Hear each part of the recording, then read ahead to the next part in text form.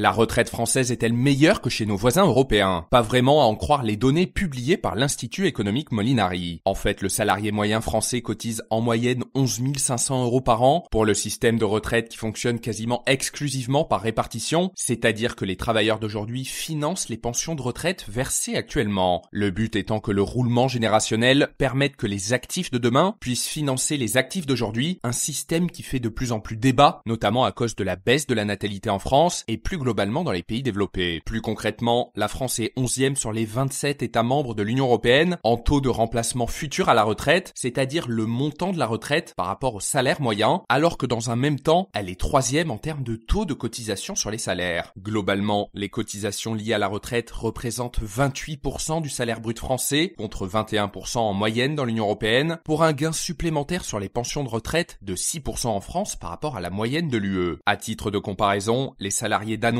champions européens de la capitalisation retraite collective, toucheront en moyenne 77% de leur salaire, contre 72% en France, alors qu'ils cotisent à peine à 13% de leur salaire, contre 28% en France. Et notez que ce podcast est soutenu par Quorum l'épargne.